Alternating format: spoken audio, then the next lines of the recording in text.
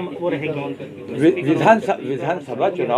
विधानसभा चुनाव मैं नहीं लड़ रहा हूँ। समाजवादी क्या रणनीति रहेगी उसको लेकर? रणनीति हमारी जहाँ जरूरत होगी कांग्रेस को उत्तर प्रदेश में या बाकी 5 जहाँ जहाँ चुनाव हो रहा है, जहाँ भी हमारी जरूरत पड़ेगी कांग्रेस अगर हमें रहेगी तो हम उनके समर्थन के लिए वहाँ जाएंगे, उनके प्रत्याशियों को जिताने का काम किया जाएगा।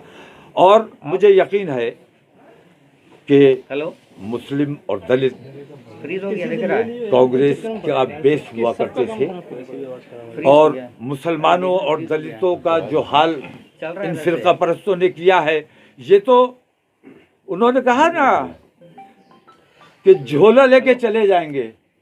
मुझे ऐसा लगता है कि पूरे देश को ये एक झोले में करने वाले हैं। मैं बार बार ये बात कहता हूँ कि हमारे देश का पोता है बांग्लादेश। बांग्लादेश पाकिस्तान से पैदा हुआ, पाकिस्तान हिंदुस्तान से पैदा हुआ, पोता है। हमारे पोते के पास अपनी एयरलाइन है। हमारा इतना बड़ा देश, विश्व गुरु हम कहलाने की बात करते हैं, विश्व गुरु बनते। तुमने थोड़ी सी कौड़ियां हासिल करने के लिए, अपने प्रचार पे खर्चा करने के लिए तुमने हमारे देश की एयरलाइन तक बेच डाली।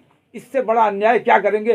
तो धीरे धीरे ये पूरे देश को बेचने का काम कर रहे हैं, प्राइवेट करते चले जा रहे हैं। और इनकी असल मंशा जो है वो रिजर्वेशन को खत्म करने की है, क्योंकि जब सब कुछ प्राइवेटाइज हो जाएगा तो फिर रिजर्वेशन कहाँ रहेगा। तो दलितों और मुसलमानों के साथ जो अन्याय इन लोगों ने किया है, कांग्रेस के साथ अब दलित और मुसलमान खड़ा होगा। और बाकी तमाम ब्राह्मणों को मैं समझता हूँ, खास तौर से ब्राह्मणों का तो हक है, ब्राह्मणों की तो जिम्मेदारी है कि कांग्रेस के साथ खड़े हो। तो तमाम बिरादरियों से ऊपर उठकर और धार्मिक बंटवारों से ऊपर उठकर इस वक्त देश से अगर प्यार करते हैं, प्रदेश से अगर प्यार करते हैं, तो इन मनहूसों से देश को बचाना है और अखिलेश की लापरवाहियों गैर जिम्मेदारियों से हमें अपने प्रदेश को बचाना है।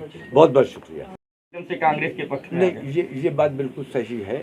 हम हमेशा कांग्रेस के खिलाफ रहे और हमसे एक गलती ये हुई कि हमने कांग्रेस की गलत पॉलिसीज की वजह से, और हमने कांग्रेस को भी बहुत करीब से देखा।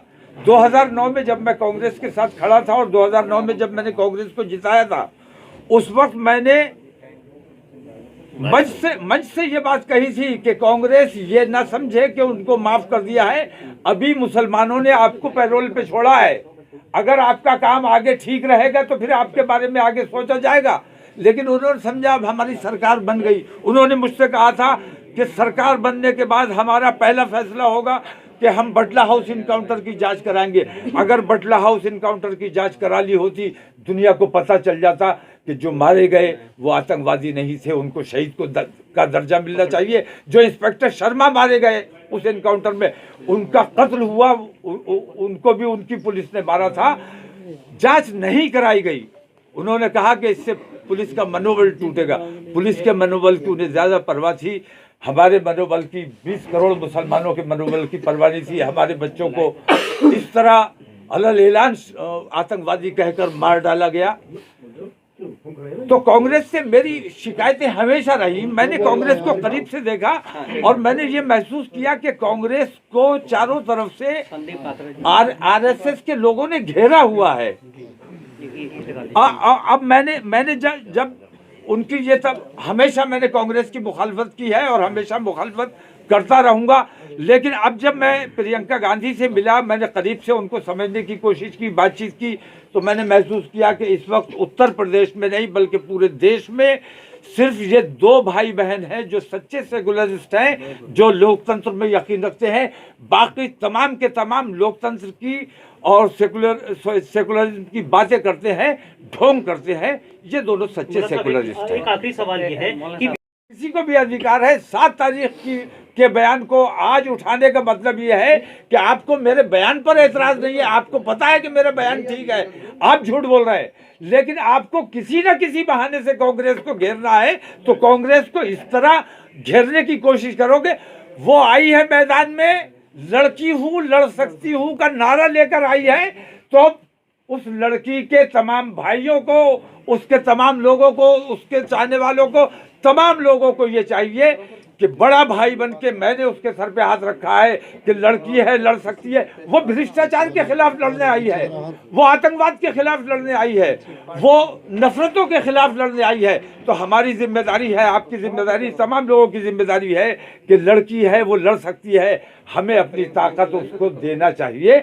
और हमारे पास वोट की जो ताकत है वो वोट की ताकत प्रियंका गांधी को देश का प्रधानमंत्री तक बनाने का काम करेगी। लेकिन तमाम जो सर्वे आ रहे हैं उनमें समाजवादी पार्टी और भाजपा के बीच फाइट दिखाई जा रही है। सर्वे किन लोगों के आ रहे हैं, कौन लोग सर्वे करते हैं, और इनके सर्वे बार बार देखे गए हैं, बार बार सामने आए हैं।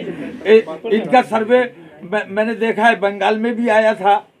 इनके सर्वे पर यकीन नहीं किया जा सकता, क्योंकि ये जब सच को झूठ बना के पेश कर रहे हैं तो सर्वे भी झूठे झूठे बना के अपनी मर्जी के पेश किए जा रहे हैं। सर्वे से कुछ नहीं होगा। 10 तारीख को जिस दिन रिजल्ट आने वाला है उस दिन पता चल जाएगा, दूध का दूध और पानी का पानी हो जाएगा। हमें इस बार ये देखना है कि देश में अमन वाले जीतेंगे या नफरत और दंगे और फसाद वाले जीतेंगे। ये फैसला अब हमारे प्रदेशवासियों के हाथ में है कि देश में अमन रहना चाहिए या दंगे और फसाद और कर्फ्यू रहना चाहिए। आप पहले कांग्रेस